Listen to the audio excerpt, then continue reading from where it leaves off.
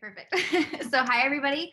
Once again, my name is Hayley Segar. Today, I'm going to be talking all about transforming your small business social media strategy through choosing the right platforms and content for your specific business. Let's see. Let me see. I don't know why this happened once before where I couldn't tab over. Let's see. Hold on one sec. All right, there we go. Perfect. All right. So once again, my name is Hayley Segar. I am a content creator. I've actually been a YouTuber since 2008. So I just turned 25 this past week. So basically half my life I have been on the internet, for better or for worse. I have a collective social following of over 100,000, and I have experience both in-house and contracted small business social media strategy and content creation. So I have this sort of unique perspective of being an influencer and doing my own personal branding social media, as well as doing it for small businesses and medium-sized businesses as well. With my content creation career, I was invited into an Amazon influencer beta program for their Amazon Live platform. So I actually make live streams on Amazon.com multiple times a week. That's been definitely a career highlight for me. I'm also the founder of a pre-launch swimwear startup. So that is super exciting. Like I said, it is pre-launch.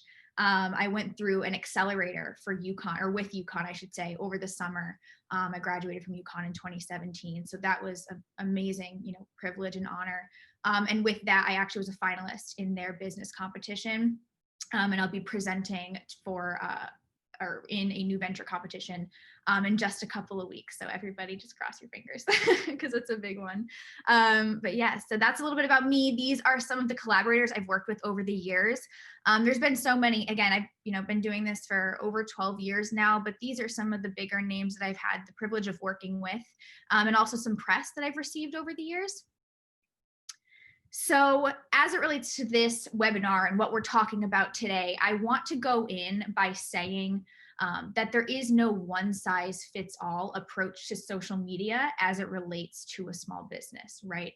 I think that, while we are going to be looking at everything holistically, and I'm going to kind of be giving some more general examples to relate to a wide array of businesses, I do think that everybody's business and the owner of that business and who's running it and their style and their product and service, whatever it might be, needs to be taken into account. So while there are some tips that are, applicable across, the board, I definitely do think that everything needs to be tailored, again, to that business, that founder, that owner, whoever it might be. So I'm going to be talking about that a lot. That's the whole topic today.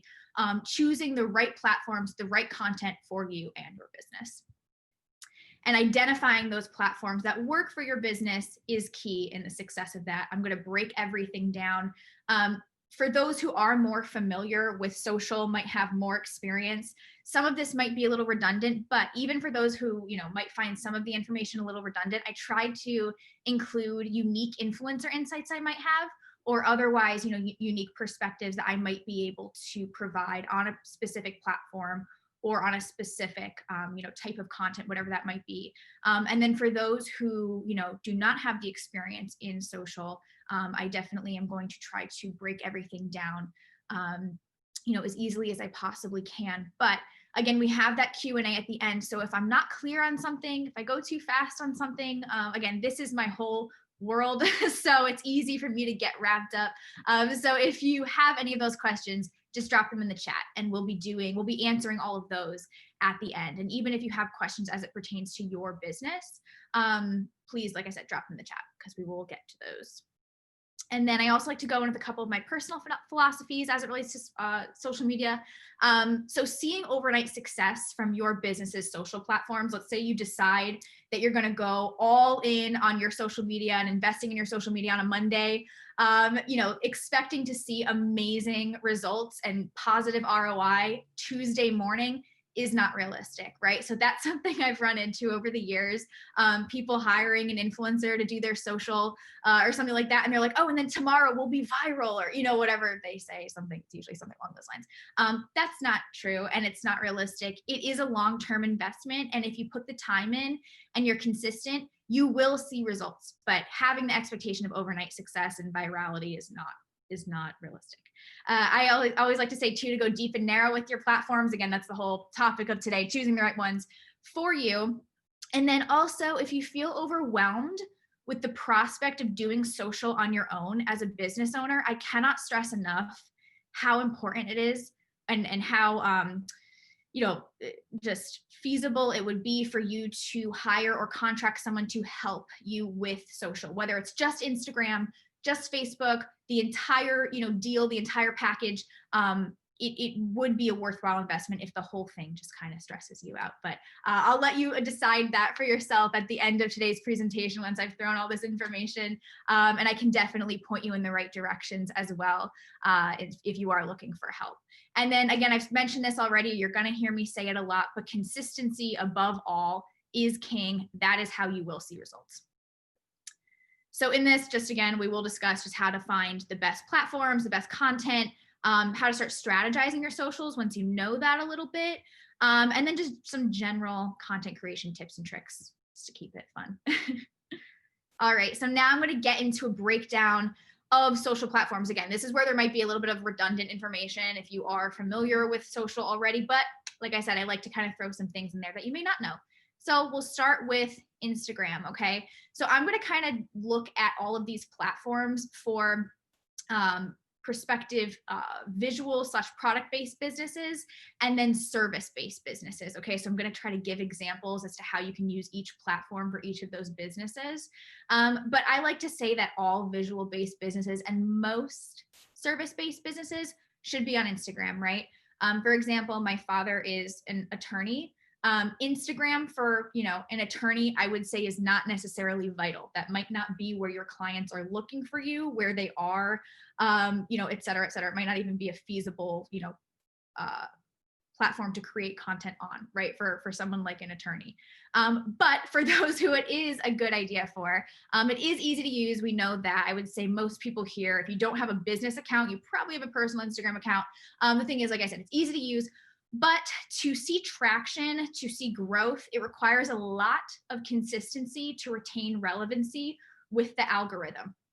For example, for me personally, if I go even like a day, 2 days, maybe max, without posting Instagram stories, I will see my views tank and my engagement tank. It's easy to climb back up from, but it is a platform that you need to keep feeding. And that's why when people get frustrated with it from not seeing results, if I do like a quick audit of someone's, account and I see they're like posting once every 2 weeks, it's pretty easy to tell why they might not be seeing good traction, right? Again, you kind of have to like keep feeding it. That's the thing with Instagram, right? So I always like to make that point about this platform in particular. I am going to try to give examples, again, of product-based businesses and service-based businesses, and I'm going to try to do mostly Connecticut people or people that I know personally. So on the left-hand side here, we have a business called Quiet Corner Cookies. They make these amazing, like gourmet, artisanal looking cookies. Okay, so they're a product-based business. We also have on the right here, my friend Victoria. She's a functional practitioner. So she's a service-based business, right? 2 types of content creation. Again, with something like cookies, it's so easy to snap a photo of your final product, right? Service-based businesses, as it relates to Instagram, is always a little harder in terms of content creation. You can see Vicky's doing a great job, though. You see she's got infographics. She's got sort of like serene, landscapes to sort of paint the picture of what she does as a functional practitioner. She's got personal photos, or not personal, I should say just personal branding photos, rather, of herself on there so you can see who's behind the page.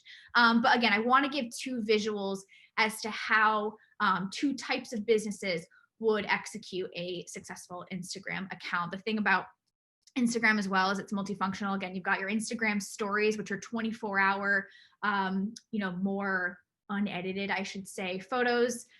You can see, if you're more unfamiliar with Instagram, that ring around Vicky's photo right there means she has stories that are live. Again, they disappear after 24 hours. We have IGTV, which is videos that are a minute or more. We also have Reels, which I'm going to get into in just a moment. I'm sure a lot of you are familiar with the seeming downfall of TikTok. So Felicia, I know, was mentioning it to me the other day, and I was like, what are you talking about? I thought that was over and done with. As we know, it's not over and done with. And there is, again, some sort of a seeming downfall of TikTok. So I'm going to talk about TikTok. I'm going to talk about Instagram's answer to TikTok and how you can potentially use it in just a second. So Facebook, all businesses should have a Facebook account, period, end of story. It's closely integrated with Instagram now. That's nothing new, obviously, but to have a business account feature on Instagram, you have to have a Facebook page to sync up with it, okay? And that also gives you certain privileges as a business and access to analytics for your business, which that could be a whole other webinar. But that is really important. And then the other thing about Facebook, if you ever want to do targeted ads to your specific customer demographic, pretty much have to have that Facebook account, right? The other cool thing, I was saying this about Facebook the other day, it's kind of become a sort of like pseudo yellow pages. As you can see right here, I'm highlighting Forks and Fingers. They're a catering company out of East Haven. They service actually, I think, like all of Fairfield County, though. They're amazing. I love the owner, Stephanie. But you can see right here, the Facebook page looks kind of like almost like a Yelp or like I said, a yellow pages sort of setup. You can hit that call now button. They also have that on Instagram. There's a review functionality. You can see on a map where they are at a glance.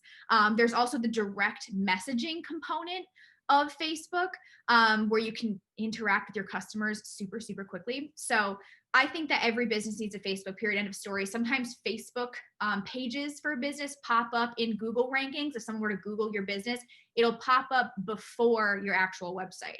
Okay, so that's pretty big, right? So it's somewhere you definitely want to be. The other cool thing, if you're like, oh, I don't want to have to post all the time to Facebook for my business, you can actually toggle all of your Instagram posts to feed to Facebook to just populate there too. So it's kind of like two birds with one stone. All right, TikTok. So here's my controversial one. It's fickle. Obviously, the permanence is highly disputable, but it is effective. And I'm going to keep talking about it because it is going to apparently still be around. There's no one new can download it in November, whatever it might be. But, you know, we've got some time to kind of explore it.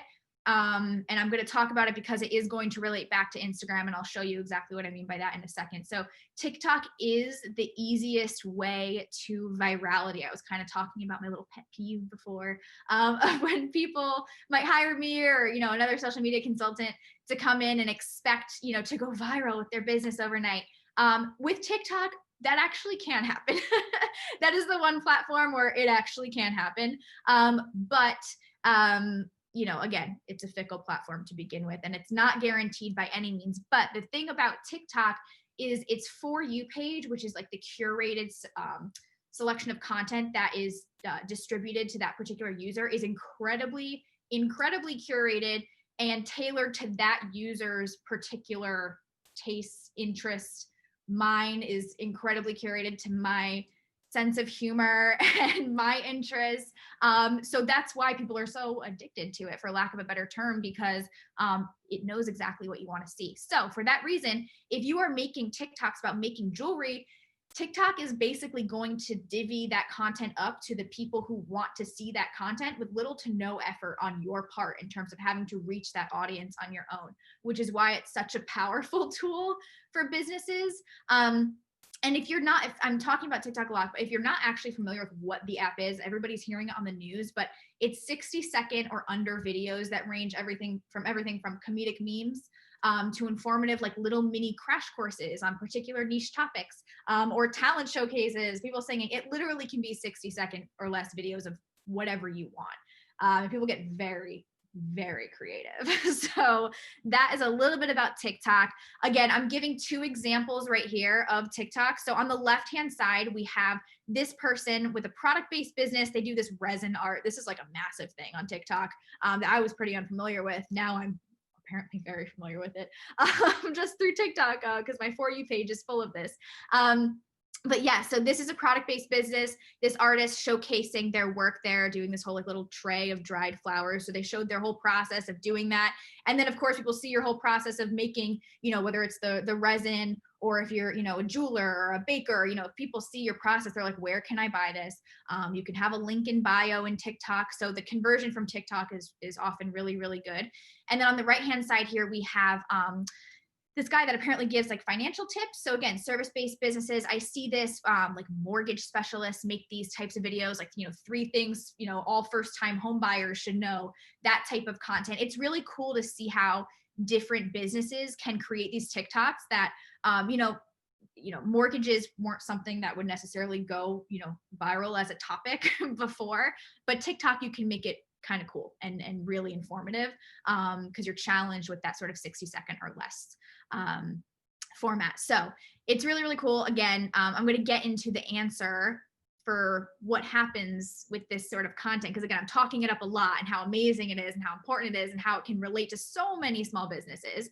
The answer to this, if TikTok does just disappear and ride off into the sunset, is Instagram Reels. This is a pretty much brand new feature that Instagram just rolled out. I would say less than a month ago, maybe a little over a month. Actually, I think more like 2 months ago now, if I'm thinking about the timeline correctly.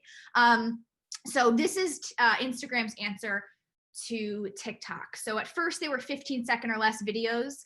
You can see here the sort of content can be very much the same. 6 tips to sell more products during the holidays. The way it looks in an Instagram feed looks a lot like TikTok. So again, 15-second or less videos. I actually think they just upped the time limit to be 60 seconds. I think we're going to see Instagram Reels in this feature get more and more TikTok-esque, especially as we move closer to November, if I would say. I don't know that for a fact, but if we had to make an educated guess, I would say that would be a pretty good one, right? So this is actually a mentor of mine. Her name's Jacqueline Snyder. She has a business or a podcast called The Product Boss, and it's all about mentoring product-based businesses. So she did this one right here. Again, the 6 tips to sell more products during the holidays. A lot of people are taking the TikToks that they made and might have gone viral and putting them on Instagram Reels so that they can preserve them, save them, distribute them to a new audience. The thing about Instagram Reels that is not as potent in the slightest as TikTok is its distribution is not as powerful. Okay, so like I said, TikTok, you can make a semi-viral TikTok with like little to no effort. You don't have to worry about doing all the right hashtags and, promoting to all the right people. Again, kind of TikTok does that for you in a way. Instagram Reels isn't quite there yet because Instagram doesn't really work, exactly like that other than their explore page, which I could get into. But, it doesn't have that super targeted minimal effort aspect, but I'm interested to see what Instagram Reels does with this and getting it to be more like that. But I know people have gotten really good traction off of their Reels so far. So I'm just really excited to see where this goes. So if you are asking, okay, you talked about TikTok a lot, but again, it's not really permanent, or it seems like it's very tumultuous. Just know that Reels exists, and this is where you can make that sort of content in a place that is, seemingly more permanent. So I can't not talk about YouTube. Again, I'm a YouTuber first and foremost. That is what I started with in 2008. As a small business, this is probably the platform that I'd recommend the least, unless you really, really want to be like a YouTuber. You want that to be either a stream of income or just have a library of videos that you create, because it is by far the hardest to build. And I'm not just saying that. It takes the most work. Any YouTube video for me takes on average about 4 hours to create an 11-minute video. It's a lot of work. It's a lot of work on the back end. It requires the most strategy and consistency if you're looking to make a splash, but it is best for someone who's looking to kind of position themselves as like a subject matter expert and share their knowledge. Again, I'm going to give you 2 examples of people that clearly, are professionals, had careers, but wanted to make their YouTube channel a thing. Okay. So on the left-hand side, we have Legal Eagle. I'm obsessed with his videos. He does like breakdowns of legal movies and, how they stack up in reality, like if they're actually accurate, things like that. Super interesting. On the right-hand side, we have this channel, Jamie Wolfer. She does like wedding planning videos. That's actually one of my niches on YouTube. I used to work in the bridal industry, so I make a lot of bridal content. So that's how I'm familiar with her channel. But again, these are 2 professionals that decided like they are going to go in on their YouTube strategy. But you can see like Legal Eagles videos are, 30 minutes long sometimes. And again, it requires a lot of consistency to see that traction. Okay. So this is why, it's a lot of effort, it's a lot of time, and that's why I think for small business, when you've got so many other things going on, you have to wear so many hats already. Sometimes YouTuber might not be one of those hats that you want to wear, right? But I had to include it. Pinterest is amazing for heavily visual businesses looking to grow their following, or ideally direct to consumer businesses. This is amazing for driving traffic to your main website, i.e. like a Shopify website or an Etsy, and creating brand awareness as well. This can also be used for service-based businesses, i.e. On the left-hand side here, you can see like a service-based business using Pinterest, 8 ways millennials can invest in rental properties. And if you were to click on that, it would go to like a blog post all about it. On the right-hand side here, we have an Etsy seller who makes earrings. The cool thing about this, and again, for conversion, if I were to click on that photo, it would take me right to the page to check out with those earrings. So the conversion is going to inherently be a lot higher on a product, page. The thing is too, that I like to point out, if you have a service-based business that only serves an immediate local area, Pinterest doesn't really make sense, because the traffic to your website can be good, but your conversion is going to be inherently low. Like if you have a home service-based business and someone from Idaho is landing on your business page from Connecticut, that's not quite helpful to you, right? So this is again where choosing the right platforms is incredibly important. So again, if you have a product, if you distribute nationwide, Pinterest is going to probably be really good, right? But again, having a service-based business that's so specific might not make as much sense. LinkedIn is great for the thought leadership style professional. If you're looking at positioning yourself as an industry expert or just having a stance in your industry, it used to kind of be a way to keep in contact with your connections, but now it's taken on a whole other role as a source of thought leadership influencers and things like that.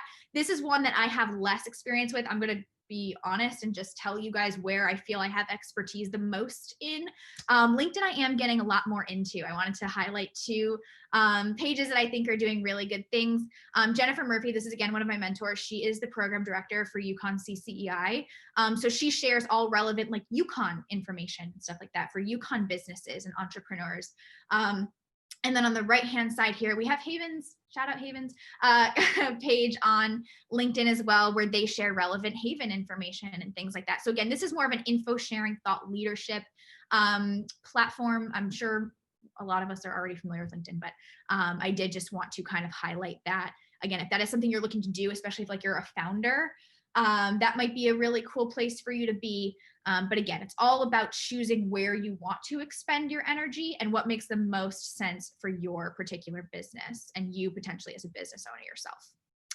Here's my quick little honorable mentions I'm going to throw in. Twitter, again, kind of is going like the LinkedIn route. I used to remember going on Twitter like to see like what Black Friday deals were out there. This is like when I was in like high school, and Instagram wasn't as much of a thing and things like that. Now I don't ever see much of like promotional things and marketing things on Twitter. Of course there's ads on Twitter, but it's not leveraged as much for like direct to consumer businesses as it is again for thought leadership, news sharing, things like that. So it used to be a good way for companies to promote sales and other things like that. But again, that's diluted because there's so many other platforms where we can do that now, right? But it can be used in a similar way to LinkedIn and sharing relevant industry information, etc. Again, so going back to the example of like my dad, who is a lawyer, right? Twitter's great for him because he can share super relevant information to, the cases that he might be working on or, the type of clients he's trying to attract, right? But again, for maybe a direct to consumer business, it doesn't make as much sense. A blog, this could be a whole other thing, and it's not an area I have a ton of expertise in, but this is wonderful for SEO and building a library of content. This does help with Google's ranking of your website. And what I love about a blog for a business, and I know this is again, one of my little influencer tips here. What I love about a blog for a business is if you, let's say, you are I'm trying to think, if you are a makeup artist and someone is asking how to match, a brow powder to their brow color, you can be like, well, hey, here, I made a whole blog post on that exact topic, right? So you can point people to content that you've already created to answer questions that might have, inherently taken you a decent amount of time to answer, on a platform, again, that you've created on your website or whatever it might be. So I often find myself when people ask me questions about, like as an influencer, I get questions about my hair and, certain things in bridal and stuff like that. So what I often find myself doing is just sending them content I've already created that answers their questions. That way they have a whole video to answer exactly what they're asking. So I love this idea for small businesses because it's also kind of like a time saver. And it allows you to create content as well to answer those like FAQs and stuff like that. So I just wanted to point that out again as one of my little influencer findings. Also, a newsletter is incredibly important. They're famously high converting and it's data that you own. Again, it takes the risk factor out of building a following on a platform that you don't control. Again, hello TikTok, right? With that example, you own your email list. This is my friend Lisa. She actually just started an email list very recently, but she's seen great conversion from it thus far.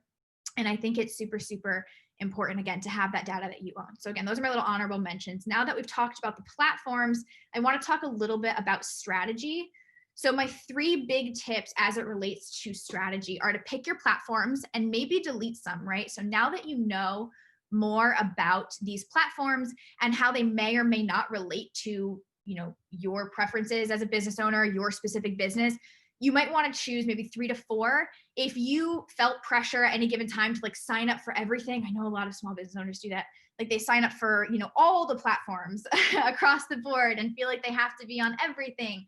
That's not true. It's not true at all. And it's a great way to feel burnt out, right, by your social media efforts. So choosing specific platforms that work for you and your business is so key. So again, you might even want to delete some after the webinar today, right? Also making a content calendar. I'll give you guys a visual on that in a second. And again, staying consistent. That is such a big, big tip. So again, picking your platforms, I kind of just gave you a little, rundown of what this means in relation to what we're talking about today. But again, what do you as a business owner, after again, hearing what I had to say about all of these platforms, you might know, right, just with your own propensities and the way that you handle social and the way that you like to share your business and use your voice, you might know off the bat certain platforms that you feel like you could stick to versus ones that you feel like you couldn't, right? So I think it's incredibly important. And again, now that I am the founder of a small business and a product-based business, I had to pick the platforms that I wanted to choose, in relation to what I felt I could keep up, right? And what I felt like I'd be passionate about. So, I think that there are going to be some that are no-brainers for your business, but, there might be ones that you want to put energy into as a founder, as a business owner, and cater to that, because I think it's really important. Again, we wear a lot of hats. So, you might as well enjoy some of the ones that you wear, right? And then creating a content calendar is huge. This is something that as an influencer I do. Forcing yourself to sit down and schedule out, even if it's tentative, schedule out and create content ideas over, the course of a week or 2 weeks or whatever it might be. So I just made a quick little one right here. My little sister is a pastry chef, so I always have like bakery businesses in my brain.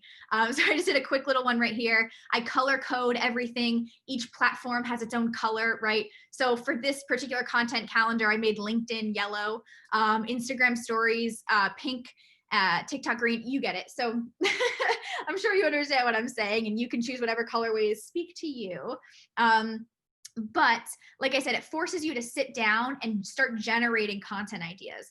As someone that's made content for the last 12 years, I basically trained my brain to always be actively doing that, but you're going to have to force yourself again at first to sit down and start thinking about things that you want to put out there. And it'll again kind of train you to start thinking in that capacity. So that's my little content calendar idea. You might not stick to it 100%, right? But again, just having it laid out is half the battle. And then also just committing and staying consistent. So again, this kind of is a little contradictory to what I just said about, not sticking potentially to the things that you might write down, but staying consistent in your posts, okay? having a specific days and times, I should say, that you are going to post, that you are going to publish, and sticking to those days. Again, you might not stick to the exact content ideas you had for that day, right? It might change up. But as long as you are consistent and you have a rhythm and you have a groove, all of these platforms, for the most part, like that, right? They want to see you being consistent. That is how they will, serve your content up to engaged people, your customers. So staying consistent is so key. And, I don't have 1 million subscribers on YouTube, but I have had a really nice sort of slow burn of a YouTube career, so to speak. And that is due to my consistency. I have always stayed consistent. So that is the one thing I will say. And it is the one thing that I do think drives the most success in terms of like the long term of it all. And then just some content creation, little tips and tricks here. So my 3 big tips is to batch your content. I'll talk about what that means. Invest in some key pieces. And then if you need help, outsource. So again, batching content. What does that mean? This is a term that gets thrown around a lot in my industry, but that means taking a bunch of content, filming, writing, taking photos all at once. So pre-pandemic, I had 1 day a week that I would do all of my content on. And then the rest of the days of the working week were spent me editing that content, posting that content, marketing that content, whatever it might've been. Obviously, mid-post, whatever you want to say, pandemic, my schedule got a little, my work flow was thrown a little bit, to say the absolute least. But having dedicated days where you just kind of knock it all out and have that backlogged content for the rest of the week is huge. And it's a big help, and it's a big weight off your shoulders, especially if you're not someone that specifically looks forward to doing something like this. Again, it's a good way to just knock it out. So before, again, pre-March, my day was Thursdays. I spent like basically all day filming and taking photos.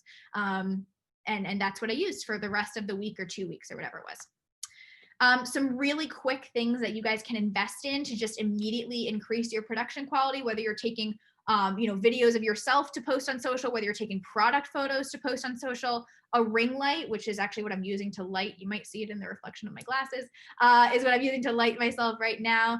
And then a tripod with a remote control that you can use to control your phone, so that you don't have to ask anybody to take photos for you or with you. And that is, again, kind of like half the battle, is when you can do things independently. It's really, really nice. So these are just some quick things. If anybody wants me to send them direct links to products I use, I can totally do that, but I wanted to kind of just put this out there. And then also asking for help if you need it. Again, if you are like, oh, I feel like my business really needs to be on Pinterest, but I know nothing about Pinterest, or I don't feel like I could do it to the, capacity I want to, outsource, ask for help, hire help.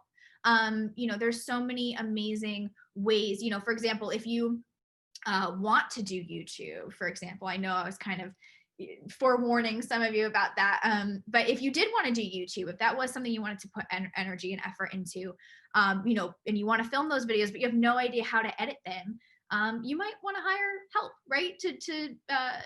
To help you edit, right? So it'll also help you learn along the way, and it'll decrease that feeling of social media burnout from feeling like you have to do everything all the time, which as small business owners, we already know that feeling is very real, right? So again, outsource if need be.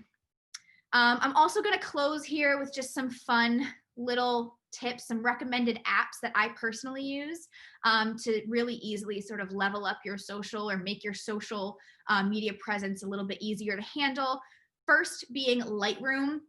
This is huge. This is a subscription-based one. You have to subscribe to Adobe. I think it might be like $10 a month or something like that. But Lightroom is fantastic. You can see here, this is not my photo. This is when I took off of Google, but it was really, really good at illustrating how powerful Lightroom can be to just level up photos you might have on your camera roll that you looked at and were like, oh, I could never post that on social media. That is so dark and shadowy, or, whatever it might be. Put it through Lightroom because Lightroom can save a lot. You mess with the exposure, the shadows. Again, you can see here, you have an otherwise dark photo where you'd be like, oh, you can barely see her. And then you got to put it through Lightroom and it's like the most amazing dynamic photo. So that's a really, really easy one if you feel like you've taken photos of your work or your product, but they're not good or whatever you might think. Again, Lightroom is a lot of times like the saving grace. I also use an app called Unum, and it allows you to plan out your Instagram feed to see how everything would look. There's some of these apps that allow you to plan your feed and also post for you, to like schedule your posts, which is really nice. I'm a little bit of a control freak. I like hitting post myself, doing it manually, kind of a glutton for punishment there, but what can you do? So as you can see here, I like my feed to look pretty pink. So I like to, before I post a photo, I like to drag it through Unum and see how it looks in relation to the rest of my feed. And then there's also an app called Over. This allows you to create stunning social assets right from your phone, everything from Instagram stories, website banners, emails, things like that. This is another one that you pay for. I think worthy investment. You can see here like just some graphics that were created on Over. It's really, really great, and it's really fun to mess around with. And then Canva, a lot of you might be familiar with Canva. I feel like this is what was at once, the best kept secret. I feel like now is everybody's best kept secret. And it's told as though it's still a secret, and it's not a secret anymore. But I'm still going to talk about it for those that don't know, because it is everything to me. I use Canva like 7 times a day. I use it to make everything from social media assets to legal documents, literally everything. And presentations like this one. I have not made a presentation in the last 5 years that hasn't been done through Canva. This is another one I have a subscription to. But again, incredibly, incredibly worth it. You can make any type of graphic asset on here, and it's incredibly easy to use, especially if, Photoshop and things like that intimidate you. Canva is so easy and user friendly. So with that, I'm sure you guys could probably net that I could talk about social media all day, and there's so much I could say. I really enjoy talking about it. But with that, I'd love to answer any questions if anybody has any questions at this time, again, related to your business or anything I said throughout this presentation. And also you can find me right here at my handle at Hayley Segar, and my email is right there as well. So once again, thank you everybody for your time and for listening to what I have to say. And like I said, I'd love to open up to any questions. Okay, great.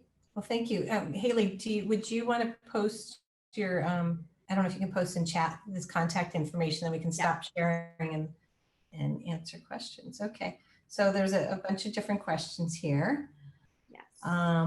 Okay. So Al Littlefield had asked, how do you find someone to help with your social? Oh, you're on mute. Yeah, I was typing. I didn't want to hear, I didn't want you guys to have to hear me type. I know it can be the most annoying sound. But yeah, so I can definitely point you in the right direction based on your specific business. I am putting my contact information right there. That is my handle on Instagram, but what you probably will be more interested in is my email. So you can tell me a little bit about what you're looking for, and I can definitely, help you from there, because there's certain agencies and certain freelancers that specialize in specific types of businesses. So hopefully that answers the question a little bit, but definitely get in contact with me. Okay. Is there any like quick tips on the, maybe top tips to look for when you're hiring someone? Definitely. I mean, I think putting out to the best of your ability, your expectations, and getting that freelancer, that agency, that contractor to understand your expectations so that A, maybe they can manage them, and B, make sure that, you both are on the same page is huge. Because again, having someone that, inherently might have a little bit more expertise in the industry or in that content creation, sometimes can create sort of like a, perfect opportunity for miscommunication or lack of communication and lack of understanding of expectations. So again, putting out there, hi, I'm a business owner. This is what I'm looking for. This is, what I think I know about this so far. This is what I'd expect, is going to be really, really big in making sure you have a successful collaboration and partnership with whoever's handling your social presence. Great. Another question was, do you have a good template that you recommend for a content calendar? I mean, I know there's a bunch of them online. Yeah.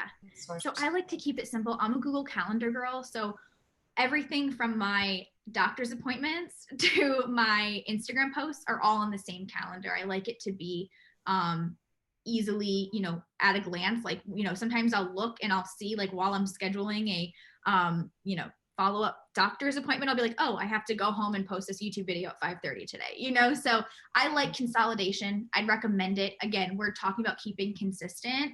So I think putting the odds in your favor to stay consistent is going to be putting your content calendar in a place where you're going to see it. So whether that's a planner, an at a glance calendar, use kind of a format of what you already use. Great. Okay, another question. What are the 4 platforms that you said you have 3 or 4 platforms that you're using for your new business? Yeah. What are they? I chose Pinterest, TikTok. That was pre everything, but TikTok, Instagram, and Facebook. Okay. Great. And then do you have to post daily feeds on your Instagram, or 1 or 2 times a week with daily stories?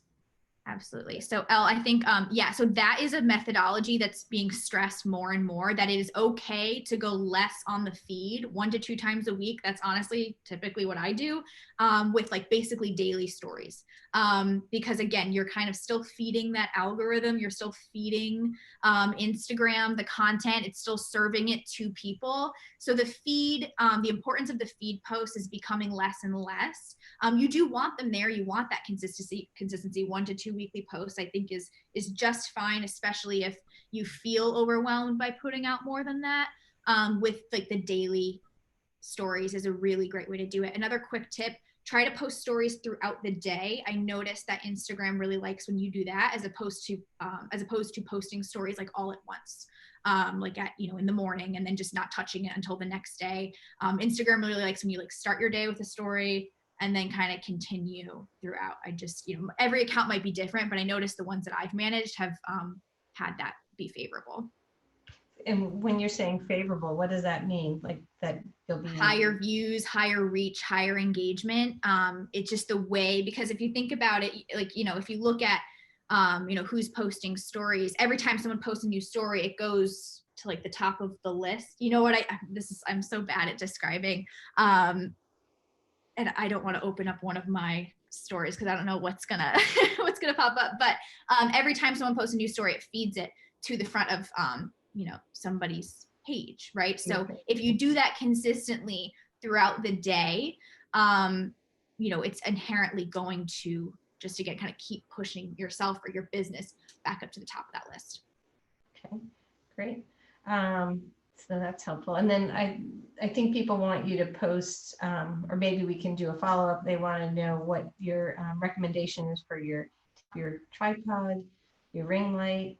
So you can either post that in your chat or we can send a follow-up. Sam, it's for anybody who's attended, we'll send a follow-up to them. Yeah, that would be perfect. I was going to say, because I can do it, but I would have to just take a second to go into my Amazon products I've purchased. And I just saw someone dropped your Insta page should be public, not private. That is huge. Yeah. I feel the need to point that out because as a business, that is so massive. If I have to ever request to see a business's page, right?